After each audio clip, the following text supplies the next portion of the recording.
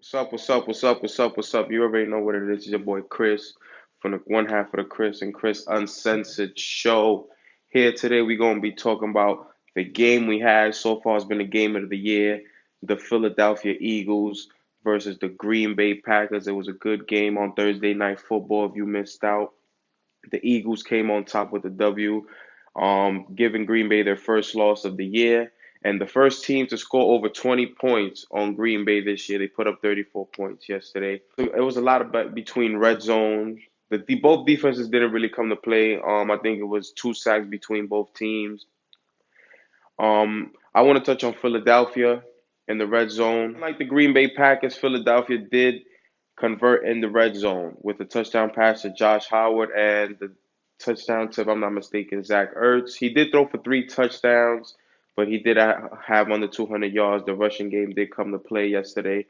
The defense were doing good. They had their several stops in the red zone against Aaron Rodgers. My touch on Green Bay. Green Bay left way too much points on the board yesterday. They had three red zone trips, only ended up with 3 points out of those three red zone trips. He pulled a Pete Carroll, throwing an interception at the 1 yard line. Didn't even attempt to run the ball, not even once. But it was a more winnable game for Philly. Philly couldn't afford to fall to 1-3 with the Cowboys potentially going either 3-1 this Sunday against the Saints or possibly going 4-0. So they couldn't afford to lose this game. This was a bigger game on Philly's behalf, and they did come to play. Um, what did I Another take? Carson Wentz has to look for his receivers down more, even though they did have some injuries and they are missing Deshaun Jackson. He has to look more and trust these new young receivers that he has. Alshon Jeffrey did not look 100% yesterday, but they still came out with the W, and that's the most important part. And I did think Devontae Adams did go 10 for 180 yesterday, had 100 yards receiving in the first quarter alone, kind of slowed down. Um, he had a toe issue if you watch the game. He had to be sidelined on that key drive. Um, Aaron Rodgers did throw for 400 yards plus, but at the same time, he did throw 53 throws, which means that the running game was not there yesterday.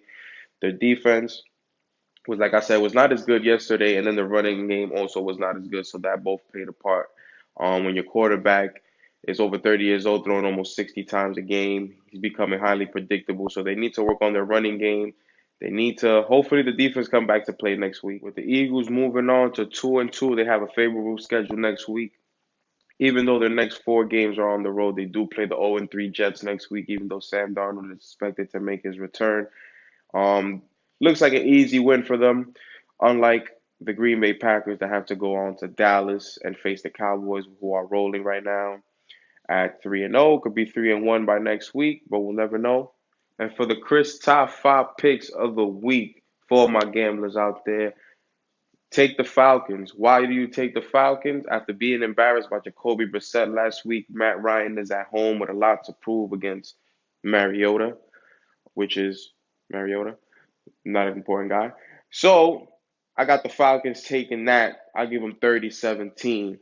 Second, I like the Giants. Yes, I'm a Saints fan, but I do like the Giants this week. I think the Daniel Jones magic comes to New Jersey and they beat the rival foe in the Washington Redskins in a thriller. I want to take the Giants 33-29. Remember, you heard it here first. Third, I like to think this is going to be a real big game. It's the first adversity game of the year. It's against a division rival. I like the Browns to come out on top against the Ravens. Why? The Browns pass rushing is good. The offensive line is not, but the pass rushing can get to Lamar Jackson if they can keep him in the pocket and make some tough throws. I think the Browns can seal the deal and go to 2-2 and get a division win on the rival. Another one of the picks, Rams Buccaneers. Rams.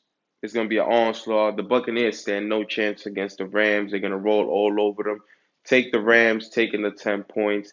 I want to say 35-14. And Vikings Bears, another divisional game for the weekend. I like the Vikings, the underdog of the week.